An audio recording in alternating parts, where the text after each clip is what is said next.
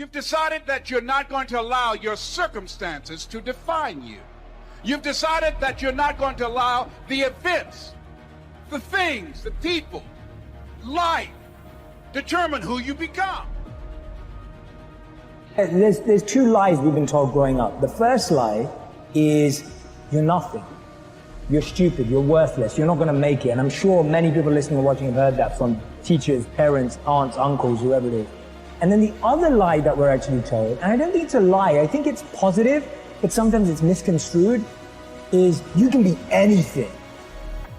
And we all know that's not true too. And it's unfair because sometimes people get misled. And the Dharma point of view is you can't be anything you want, but you can be everything you are. And what I mean by that is you have a genius, a potential, a power inside of you that you don't know yet. Why? Because you're inexperienced. It's not that you're unqualified, it's your inexperience. So people are saying, I'm stuck. I don't know where my life's going. I don't know what my purpose is. So you're perceiving yourself to be unqualified or underqualified. Actually, you're just inexperienced. You just haven't done enough things to let the magnet of your life tell you what it's attracted to. A man is about responsibility. And I think a man, a true man, knows he's the head but plays, the tail. Here's what I'm asking you to do. Walk away from the 97%. Don't use their vocabulary. Don't use their excuses. Don't go where they go. Don't do what they do. Don't talk like they talk. It's not what happens that determines the major part of your future. The key is what you do about it. If you will start that process of change, do something different the next 90 days than you did the last 90 days, like picking up the books to read.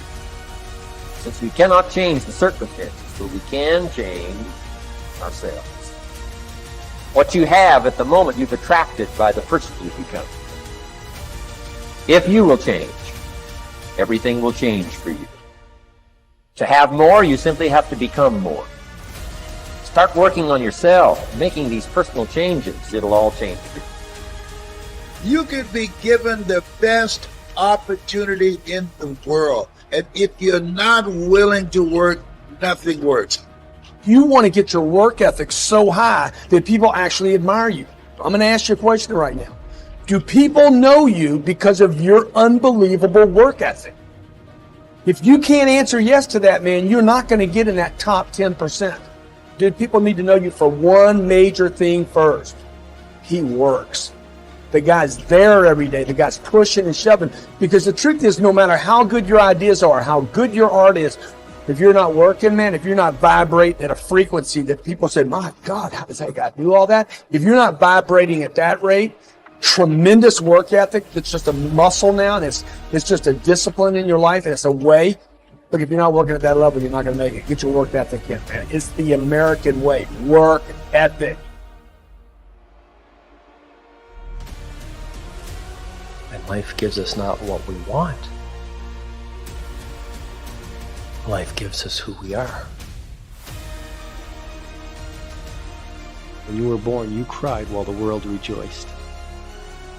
Live your life in such a way that when you die, the world cries while you rejoice. So, now what else would help you to be attractive to the marketplace besides more than one skill and more than one languages? I've divided it into five simple, basic fundamentals of ideas to ponder and think about that will increase your value to the marketplace. Could perhaps, like it did for me, multiply your income by 2, and then multiply it by 3, and then multiply your income by 4, and then by 5. And once you get there, it's not that difficult to multiply it by 10, because all you have to do is make sure you become more valuable and more valuable and more valuable. You don't have to work on the economy, because here's the first note. Each person's income is determined primarily by their philosophy, not by the economy. Once I understood that, then I said, well, I don't have to go to work on the economy. And the answer was no. You only have to go to work on yourself to make yourself more valuable. Albert Einstein said, imagination is everything. It's the preview to life's coming attraction. But guess what? Your imagination really is. It's the evidence of things not seen. Because your imagination, you know why it's the evidence of things not seen? Because you're the only one can see it. Your imagination is actually God showing you a preview of a coming attraction that he has for you. The moment you don't believe in your imagination, you negate what he got for you. Your imagination is the preview to life's coming attraction. It is the evidence of things not seen, because can't nobody see it with you. Your problem is you keep telling your imagination to the wrong people. See, if you want to kill a big dream, tell it to a small-minded person. It's dead. How many times, man, have you had a tremendous idea? Something you thought was the one, and you went and told it to your loved ones and your so-called friends, and they shot it down. I mean, you was convinced that it was just, oh man, I just came to you. And you told it to them and they shot it down. And you thought since they was your loved ones and their friends and they got your best interests at heart, you believed them. You was wrong. You let them talk you out of what God got for you. Some of y'all still sitting here with the ambition of opening a business one day, but you scared to go start the business because you got a job and you got bills. Rich people got bills. Everybody got bills. Hell, I got bills. Everybody owes somebody something. I got something with the bank right now. You're going to let the fact that you got some bills stop you from opening the business, the thing that God done put in your imagination? So you're going to squash that because you got bills. Everybody got bills.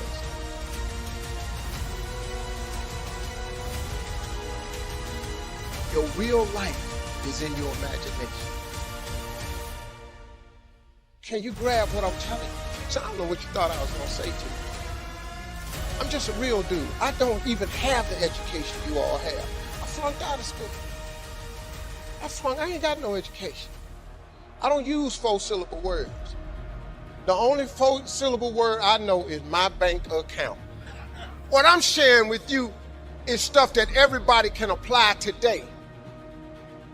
If you're sitting in here thinking that you're too old to listen to what Steve, hell, I'm 60.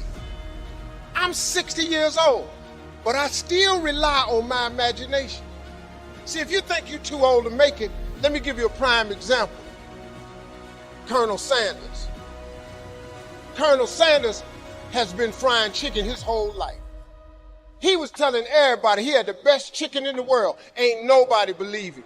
They turned him down everywhere. Colonel Sanders didn't get a franchise till he was in his 60s. Kentucky Fried Chicken sell more chicken than anybody in the world today. So if you're sitting there thinking because you got a little gray on you, you're too late, as long as God waking you up in the morning, that's the sign that he ain't through with you. So what you tripping for? You sitting up in here like God can't do nothing for you because you 60. Man, you know what I'm asking God for right now? And I'm 60. If you could see my vision board, you would be blown away. Because I got enough right now. I really know. But I ain't in the need business. I'm in the want business. Ain't nothing wrong with wanting something. Quit going down to these churches y'all sitting up in here going down to, keeping you in these little boxes. God got a big life for you. The only person ain't get, and look, and I love church. Don't get me wrong, I'm not knocking church. Don't tweet that. Steve don't care for the church no more. I didn't say that. But don't go down there, memorize all these scriptures, and then don't apply none of them to your life. That's what I'm talking about. Quit going down there just to go, and just get a couple of scriptures and apply them to you. The smallest scripture I ever read changed my life. If I was dying, let's say it would be growth. right? Use each day as a platform to build your knowledge base so you can deliver more value to your life. Use each day to grow in your self-awareness. Use each day to grow your muscles and your physicality. Not your muscles, but your brain muscles. You can grow both muscles. Use each day to read and pray and meditate and journal, man. You need all that so you grow into your greatness. The biggest war you'll ever go through is right between your own ears. It's in your mind. The mind is a very, very powerful thing.